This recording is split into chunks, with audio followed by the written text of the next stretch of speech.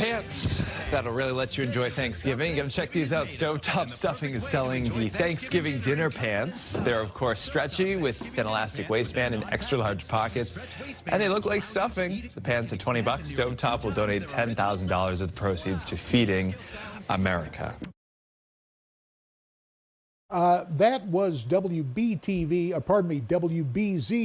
in Boston, the CBS affiliate there in New England, with the morning crew's take on the Stovetop Stuffing pants, those wonderful stretchy pants that will allow you to just stuff yourself on Thanksgiving Day.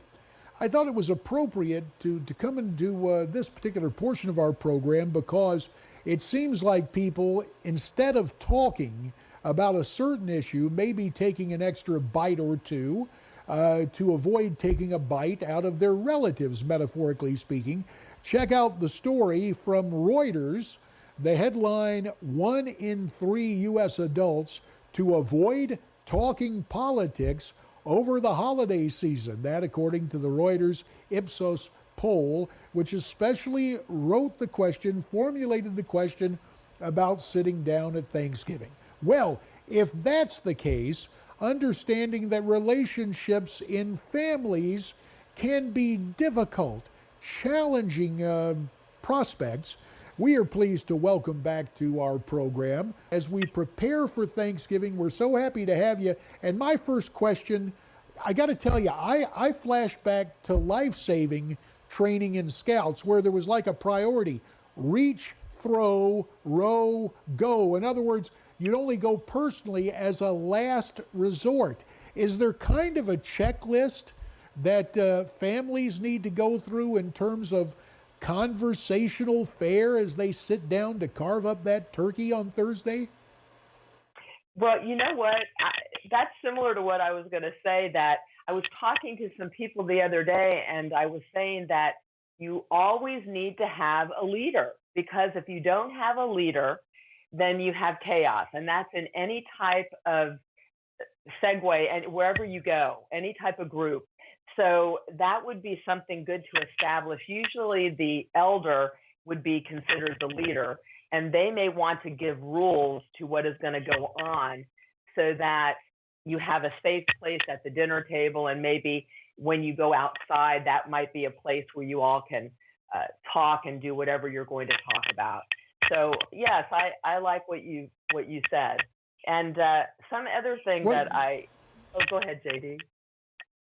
No, I was just going to say, I always like it when you accept my suggestions here, but as you were talking, I just kind of visualized, Jill, the notion of saying, okay, look, we all have our opinions about current events, but we're going to make this a political free zone.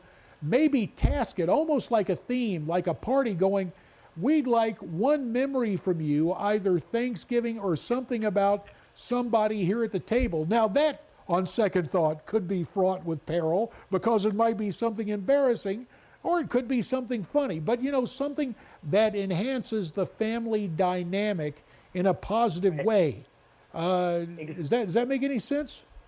Yes, because I was going to say that you want to do shared experiences because it brings camaraderie, and then other people will come into that if it's a positive topic. Just the same as if it's a negative topic, it will accelerate. So that's something really good. And I was going to say that not only do you want to have a safe place, when people are going to maybe try to suck you into some topic, remember you have control over your emotions.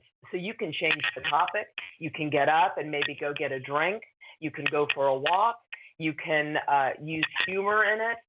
So you have control over how the topic is or the conversation is going to go.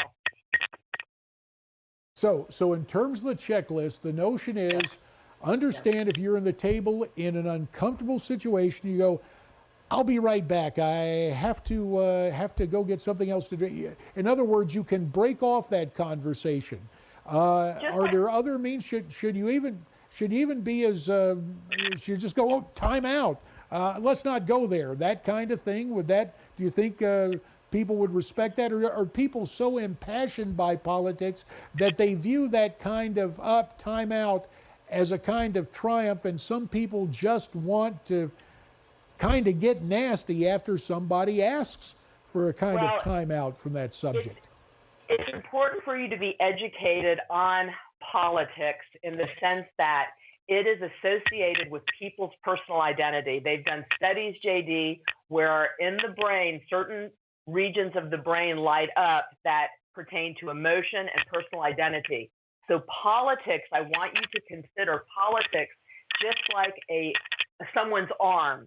So if you're going to attempt to cut off somebody's arm, that's a little graphic, you're going to be threatened, you're going to act defensive. And so if people can think of politics as an appendage of somebody's arm, they may be a little less apt to keep on going with the subject, because you need to keep awareness. If you see someone going like this or doing just little facial expressions that might tell you, stop talking about it, then you need to adhere to your family members. It's always a challenge, and some people can be incited by those nonverbal cues if somebody rolls their eyes or somebody yawns. But as I think about yawning, is that what is the stuff in turkey? The tryptophan? What is it that makes us go to sleep? Can we expect sometime during the meal? Yeah. Will the tryptophan kick in and maybe mellow us out by mid-meal? Or does it take a while longer for that to really work and that kind of drowsiness to set in? I don't know. After we had a dinner one time when we were younger, everybody fell asleep after the dinner. So that usually, I think, takes the whole dinner for it to take effect. If people would just keep a focus on the 4 F's of what is important for holiday, and that's family, food, friends, and most of all, and most important, football. So if they can remember that whatever they're doing, there's consequences to it. And if you want to have a really good time, just need to be, take 10 seconds to think about what you're going to be saying. Family, food, friends. Gee, that last one, football anymore, what's been going on in the NFL, I don't know. We may have to figure what could be a substitute F in there. I gotta figure something out. Is there a taste treat? Is there some sort of something? Fun. That's it. Fun. That's it. Games. So food, family, friends, and fun. Some kind of fun, because football has taken a political turn that people are staying away from. So we need to do that and just try to kind of love our relatives through this, and I guess maybe even try to get a little philosophical. We do live in a free country, and the challenge is to disagree without being disagreeable. To that, 1 minute left. Here's my pop quiz. The all-purpose line where you say, gee, we'll just agree to disagree. Is that all you do? Is there something else you say to somebody? It's really good to let people know you're hearing their point of view. Don't personalize anything, and realize that whatever somebody says is their opinion, their perception. And if you can realize that, you may be a little bit more empathetic and just say, just like I said, I respect your opinion. And then let's move on to have a wonderful, happy holiday. We've talked about politics enough. Let's just share in the joy of being with family and friends. Who can argue with that? Sounds great.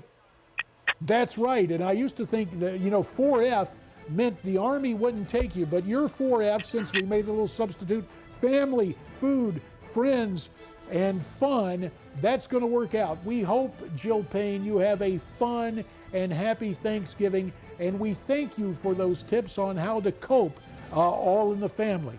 Now, when we come back, not exactly a family theme, more sexcapades involving the famous. Stay tuned.